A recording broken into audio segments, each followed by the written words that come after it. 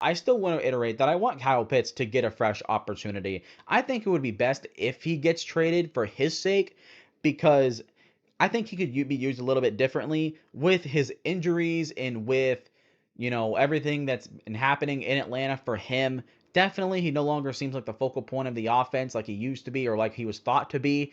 And so maybe in 2025, he doesn't get that opportunity if he gets traded.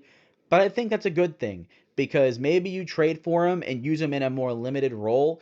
Give him time to actually, heal, get really healthy. Meanwhile, he's, learning your offense, getting integrated.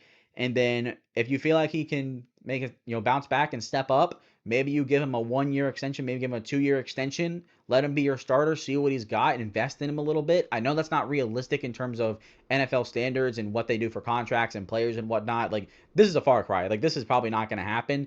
But I would really like it if he would go to a team where he has that opportunity just to get healthy and then maybe next year plays and bounces back and do right by the player, invest in the player a little bit and in their talent because he's still a generational talent. The guy's what, 6'6, 250 pounds almost and runs a 4.40. So, I mean, the guy is a physical freak of nature, one of the best athletes I think we've ever seen come into the NFL in recent memory. So, a lot of juice in the tank, I still think, a lot of talent, a lot of potential there that's still untapped. And maybe you just use him in a different role, use him in a more limited role, and going into the future, he makes a bigger role and bounces back.